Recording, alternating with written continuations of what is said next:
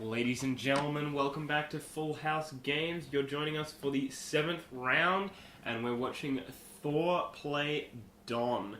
Now, we know that Thore is playing Devotion to Golgari, because we got to see him in the first match. Good old rock.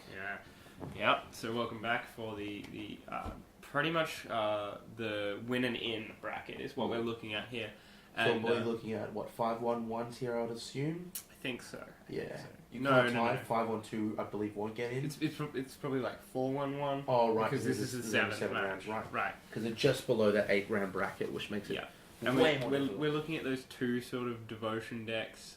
Thor taking a shock to Thoughtseize. It's an unfortunate looking hand, but that looks like a lot of land, which is good for Don if Thor doesn't have any threats to play. I think the thing is... But Elspeth and that Obsidat is really, a dangerous clock if Thor can't race. Do you pluck Obsidat, Hero's Downfall, or Elspeth out here?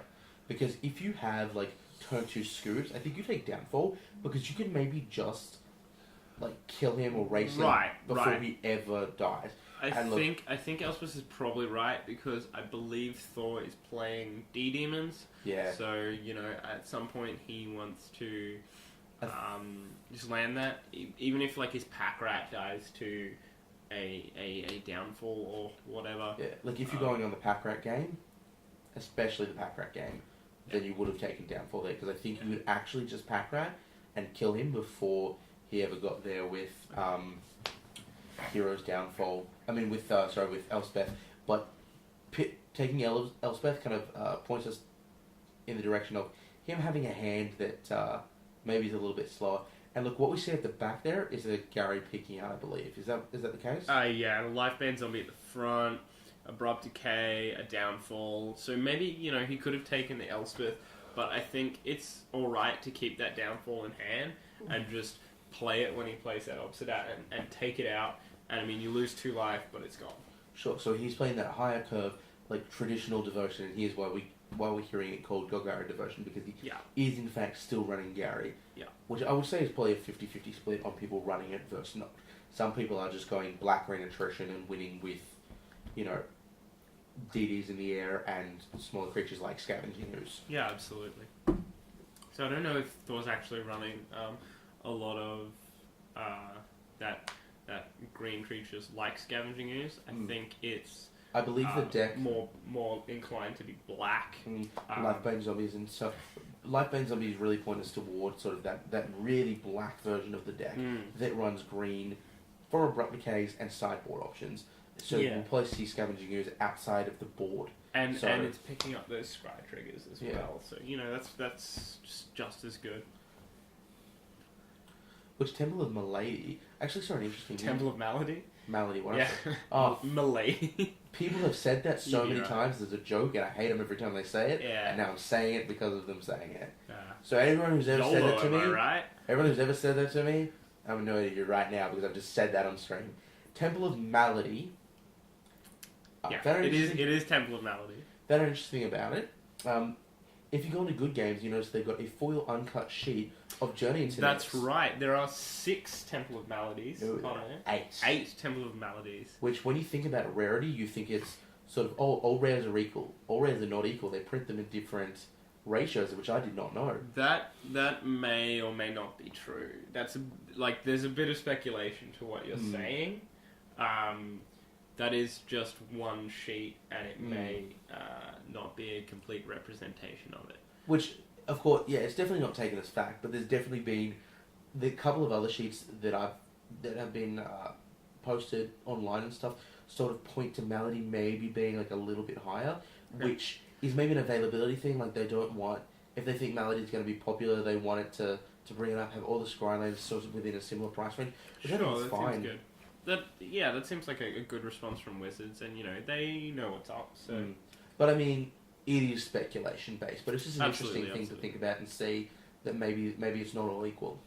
Yeah, fair enough. And I'm interested in how Thor's played. I'm surprised he didn't play the Lifebane Zombie on turn 3 or 4 there, and just sort of either bait out a Hero's Downfall or just get a look at the hand and see what's what. Which realistically he could have hit that Obsidat. because it's white creatures Green as white. well, so he would have been able to just exile Obsidat because he knew about that. Unless it is, of course, in the graveyard. I think that might have been what got taken with Thoughtseize. Possibly, I would imagine so. If you've got Obsidat in your hand, it's your only threat, and you have a turn 1 Thoughtseize, or I believe it was turn 2 Thoughtseize, you definitely want it Obsidat, definitely does look like that life band's on me. which is the correct target, I believe. Yeah, and I think Thor could probably let this resolve, but he wants to downfall that Obsidat anyway. Sweet. So we've got the downfall, and that's going to be very important in this matchup. Yeah, that's really good for him, just because... And like, we knew that before from when we got a look at his hand. Double Desecration Demon. And an Abrupt Decay. So he's going to take care of the life bane good. zombie, and he's going to kill him, especially if he gets running lands here. If he gets not even running lands, if he gets a land, he can both take care of him and play DD. Maybe you don't even take care of him here. Maybe you just swing in with Gary. Yeah, I don't Play think you DD. take care of him. Just because... Especially since... There's no real point. I think you've got the presence at this point. You know he's lost his Elspeth. You know you've killed his Obsidat. Those are the 2 threats that you knew about. Underworld Connections is your next big one. Underworld Connections is the one where you go, sweet, if I see that, I want to kill it. So Abrupt Decay is what I think is going to help him there. I think Underworld Connections is not even that beneficial for Don at this point, because he's going to cost him 3 mana, 4 mana essentially, and a life to play something, with a huge DD in play, and that's really dangerous. That is quite dangerous. And Thor has a second one in hand. So he's got a life bane zombie. Going to take another look at the hands. Catch a look at that another downfall, so maybe the life bane zombies trade, we see a DD demon come down next turn, but he's still got Abrupt Decay mana up, so who knows? And I can't really see what Don's just pulled there, but hopefully for him it's something relevant. He's still got a lot of outs. You know, he's got his life bane, he's got his Mutavault, and he's got plenty of things that he can draw that'll put him back into the game. Oh, absolutely, no doubt about that. And Mutavault's absolutely a fantastic card. Look, I wasn't running any in my deck because it's drummed and it's already such a stringent mana base. Yeah, you cannot run 3 colours. So I traded mine off and got some good cards for it. Yeah. And I was happy with that. They're going to rotate. And it's not like there was a lack of people looking for Mutavaults on the day. Absolutely. Yeah, I think Mutavault was second to Stoke the Flames for cards that people wanted on that day. Yeah, certainly. Okay, so we've got a Mutavault coming out and swinging for 5. We're going to Abrupt Decay here. And do you trade off the life bane for the Mutavault here? No, I don't think so. You've got, like, that sort of forces him to maybe play a downfall or something. Okay, yeah, so you're a lot more threatening with like DD backed up by DD. Things get bad for Don. Yeah, in this. That's just 12 power in the air. And that's like, look at that. That's 5 damage right there. Yeah, that's a lot of racks. And there's a DD. What are you gonna do? Sure, it eats a downfall, but you expected that anyway. And does he have a second downfall? Probably not. Exactly. So, and Thor again has those Whip of Erebos just to bring stuff back. Like if he does end up killing that Gary or that life bane zombie, he can get extra value out of it by playing it again and just crack that whip, baby. I think your main argument for not swinging in with Mutavault here is that your main out, I reckon at this point, aside from Elspeth, that's a great answer to DDM, is Blood Baron. And if you have Mutavault active, you're not soft to devour flesh. Okay, yeah. So you can Blood Baron this turn, let's say, and then have Mutavault to activate and sack it instead of having to sack your Blood Baron. Yeah. I think Blood Baron's sort of maybe the card you top deck here that sort of brings you back into the game. Elspeth will probably do it. I think itself. Elspeth is definitely bringing you back into the game at this point. Just being able It to is kill that facing life bane zombie, chump that. Well, how does it kill the life bane zombie? Intimidate, of course. Intimidate. So what'll happen is he'll have to play the DD. He's got his 3/1/1, so he'll play the DD, then he'll neg it, then the life bane will kill it. So you might see a Bile Blight that just kills the Elspeth here. That could be relevant. that's possible as well. And then you don't even have to worry about your DD dying. You just take him out right away. Yeah, of course. Really good, and that would be very beneficial for. If you're on Thor's side, post this scenario that we've just listed, you have 5 power. Do you run out the DD knowing it's going to eat get eaten by the Elspeth, just to make him do it, just to make him take. Like, It doesn't Elspeth is powerful. It doesn't get eaten by the Elspeth. You just make tokens for days. Oh, and start sacking, of course. Yeah, you don't even have to negate. You're gonna sack it. It's a terrible card to be facing off against an Elspeth because, like, you chump block essentially for a turn, and you're going to be doing that anyway. So okay, well, Lifebane's still a good option here. So he's just going to keep sacking, which means basically what you're forcing him to do at this point is have one less token that he would normally produce each turn, and he's slowly ticking up as he's slowly going down. So at the end of it, he might end with 6 tokens as opposed to the possible 12 to 15 that he could have, because Lifebane is ticking down 3 and he's only going up 1. Of course, and if he hits a Bile Blight, then it's going to be really relevant. Oh, it's as game if he hits a Bile Blight. Straight up kills that Elspeth, and then probably kills him. So I think Thore's, judging by the Elspeth still being on 5, Thore's just straight up swung at Don. He might just not be on enough life. Yeah, he might also have Bile Blight or... Intimidate's super relevant, yeah. It's very relevant, you know. I think he also thinks he can win the racing situation here, so... But yeah, what absolutely. is... Maybe a downfall? Yeah. Downfall, eating the DB.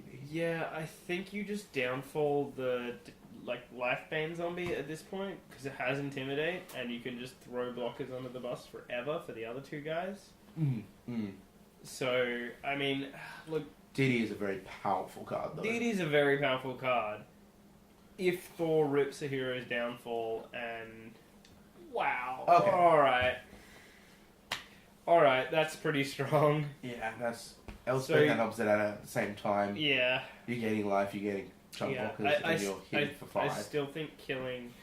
it doesn't flick it out here so we can block the life bane. Sure, but I still think that killing Lifebane zombie is the play, because you have the token to sack forever. But let's say top deck downfall, now you're really starting to get this weird line where you can keep sacking and hopefully get there, but the moment you go, crap, I don't have anything to sack, he's got an 11/11 flyer, and you're just like, wow. Sure, but you gain life every turn with that opposite out. 2 life every turn, and he's going to lose 2 life every turn. I think he's opted for not at least 6 turns. I think he's opted not to now, just so he can simply block that life bane. His life total must be that low that he's preferring to take that life bane out. And Thor testing him, Thor, just okay, I'll attack, see if you've got it. Not even got it, see if you've got the balls to do it, because maybe I have it. I don't know. I think that's maybe a bit of a throw from Thor there. We're in game 1 here. I reckon if you're Thor at this point, you're like, maybe I probably lost at this point. Let's get some downloads on my opponent. Let's see what he is willing to do. Does he just call me out every time? Yep. Okay. Yeah. Look, yeah. See, he knows he's lost, so he's just like, sweet. Let's see. That's fair. Does he call my bluffs here? He does. Sweet. That's the information I have now. I think it was a bit more of a I've obviously lost when you swing that Lifebane zombie straight into it. I don't know. I think Thor's a good player. I've seen him. Oh no, really I definitely agree with that. Next leveling a lot recently, and I'm thinking, I wouldn't be surprised if that was his mentality. If sweet, I'm just going to get a little bit more download, and then I'm going to screw. Sure. No, I absolutely agree with getting some downloads. Maybe it's maybe it just looks a bit different for us because we're watching from a different perspective to the players. Sure. Seeing their opponents, obviously. And it seemed like he did that just very quickly with the Lifebane zombie, which is why in my eyes... Yeah, of course. It could be either way. But either way, he does receive that information, which is the important part.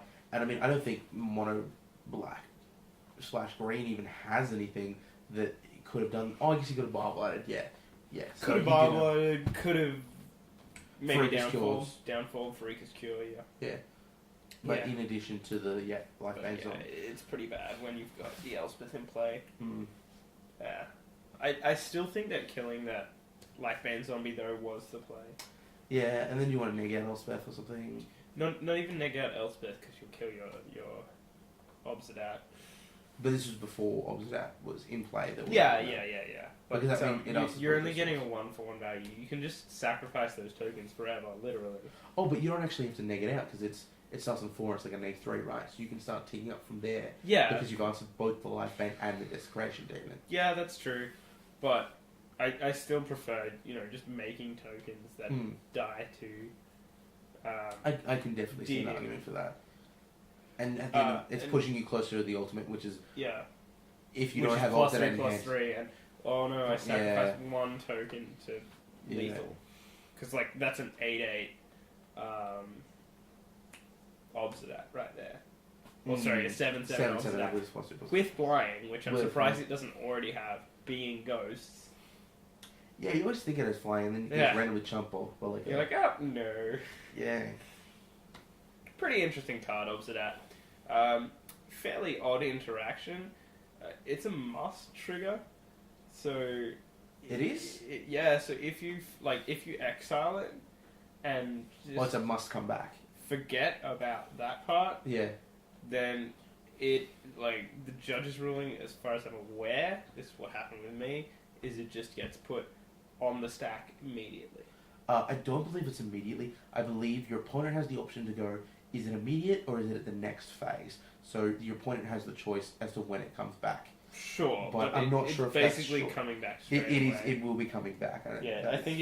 I think it's either immediately or as soon as the stack is empty. It doesn't just sit out there with a batter skull that's been phased out. You know. Well, sorry, the token's been phased out. No. That's a relevant ruling. That's why I should have brought that up. Anyway, we're looking at game 2 here. What do you think the sideboard plans are? Do you think you bring in your Farika's Cures if you're Thor? Maybe Abrupt Decay is probably not. Probably not. Kills Lifebane Zombie, that's about it. You really want 3 heroes downfalls. You got to take out those Doom Blades, maybe put in the black one, Dark Betrayal. I don't think a lot of people run Dark Betrayal. It's not a particularly good card. You can kill for something for 1 mana, but you're never really constrained on mana because the games go so long, and the opportunity cost of having something like a Dark Betrayal in your sideboard. How much better is a Dark Betrayal than a Hero's Downfall? The actual answer is really it's not. But you need to take out something for those. Yeah. I think the opportunity cost of having it in your sideboard is a little bit high. But look, maybe he does have it, and I would definitely bring it in if you do, because then you can just answer Obsidats, and you can save your downfalls for other things. For sure. So Thor has the play here. Now, this is going to be good if he gets Pack Rat, you reckon? Yeah, I've heard a turn 2 Pack Rat's pretty good. Yeah, turn 2 Pack Rat into a turn 3 normal Pack Rat. Even seeing modern play at the moment, turn 2 Pack Rat. Oh, really? In Fairies, yeah. In Fairies? Yeah, well, actually, think about it. It's actually just a phenomenal choice for Fairies as a deck. The whole concept of Fairies is if you play everything at instant speed, you just play every spell when it should be played. You know that feeling where you tap out and like, okay, well, I'll play a creature this turn, and hopefully I shouldn't have left it up for my dissolve. And then they play something, you're like, bummer, I wish I'd left up dissolve. Or sometimes when you're like, okay, I won't play a creature, I think he's going to play something relevant, and then just discard to the rats. And then he plays nothing, and you're like bummer, I can't do it. So that's the whole point of all the fairies having flash. Now, discarding to rats is the same thing as a flash creature. Of course. You can just hold up counter spells. Oh, you can counter spells? Sweet. Pitch something irrelevant. And Bitter Blossom is a similar threat to Pack Rat in the terms of it's 1 and a black, and it just sits there, and it just keeps getting out of hand. So they've run 4 Inquisition, 4 Thoughtseize, and they just Inquisition into Bitter Blossom, or Inquisition into Pack Rat. It seems like a valuable play. Yeah. It's basically the mono black deck we're looking at here, put into a fairy shell. With 1 and turn 1 and turn 2 plays are very similar in concept, and then it sort of turns more into the tempo line. Nice, I like it. It's pretty good. Alright, so yeah, just a bit of draw go here. Unfortunately, Thor didn't hit that Pack Rats. Has he actually missed a land drop here, has he? I think he might have. Yeah, he has. Alright, so that's getting dangerous for Thor. Oh, draw go, that's never a good feeling. 1, 2, 3, 4, 5. Playing 2 cards. Okay. Lifebane Zombie? No, Underworld. Alright, so this is just gonna get even more out of him. Yeah, this is ridiculous here. Underworld Connections when your opponent's stuck on left. There we go. Now, if you have something like his own Underworld to match, yeah, that's gonna make it a little bit easier. So we're gonna start having the Underworld battles. Yep.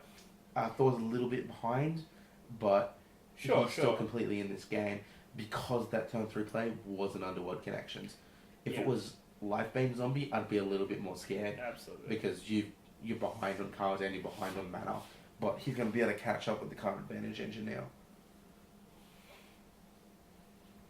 I 100% agree with that, but I think his opponent might have an Elspeth in hand, is that it? Or is that just a Last Breath that I'm looking at a bit funny?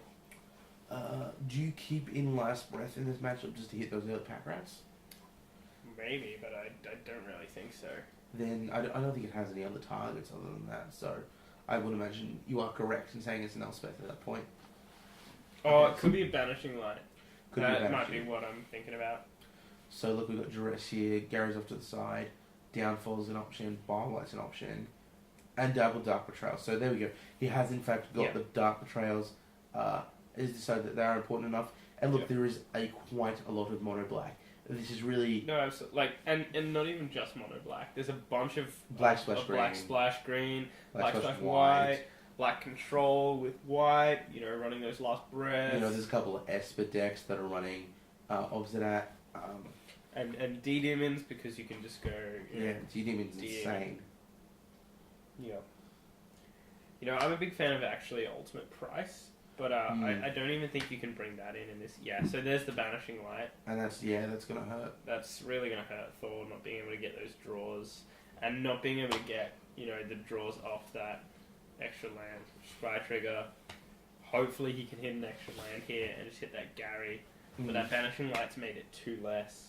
Yeah, He hopefully does. hit an Abrupt Decay is really what you want to hit, I think, yeah. Yeah, I totally agree. Take out that... Actually, I think you don't want to hit their Underworld because they're ahead. So what you do is both cut off your card draw, and except he's got more cards in hand. So I think you actually have to hit the Banishing Light and hope you run through your deck quicker, because everything staying the same, you lose. And that's And there's an Elspeth, and Thor being this far behind, I don't see him coming back from it.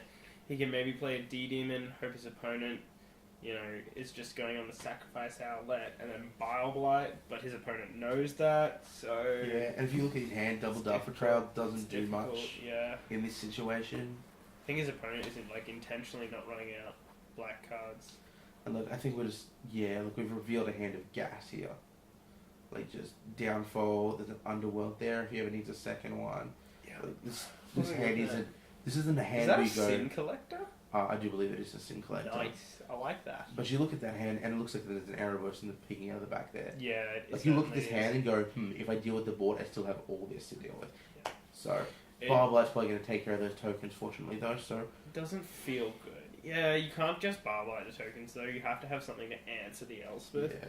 So, I mean, you'll have to, like, Heroes Downfall, Elspeth, and Then Barblight. Then yeah, Barblight the tokens once you're done. Because otherwise you're just going to be staring down more tokens if you just Barblight at this Exactly, point. exactly. You know, like you said, Thor is a really good player, but this just looks unfortunate having whiffed on lands. Typically, you can keep 2 land hands. In these Especially sort of when one of them matchups, is a you scry want- land and your third play is going to be an Underworld Connections. You know, maybe it's just who draws the most gas. I actually do believe that this matchup is sort of decided by who has an Underworld first and who can keep an Underworld for the longest. Oh, I 100% agree. Thor looking at your hand and go 2 lands and an Underworld, go, yeah, snap it off. Because if I land this turn 3, Underworld on the play, I'm going to have a much better chance in this game. I agree. And with the Abrupt Decays, your opponent can Banishing Light your Underworld. You tap the Underworld to draw a card in response. Abrupt Decay the Underworld, the Banishing Light, once it has exiled that Underworld, let it come back in on an untapped land. Yeah, And so that's, 2 cards for you, and your opponent loses 1. So you're just getting even more value out of it. that's definitely a good play. But I think Erebos has really just set Don up here. it's insane. He's just going to draw all the cards he wants. Yeah, And his opponent cannot Gary to save his life anymore. He's just Gary to deal 2 damage. Yep. And then Gary again, but it's not going to cut it. Yeah. When Elspeth is on 6 and is just going to chump block, and we'll see another Elspeth come down. I'd be interested in seeing maybe if these guys ran the 3-drop black-white guy. Not Erebos, but Athreos. Athreos. Yeah, I don't see Athreos really being relevant in this sort of deck.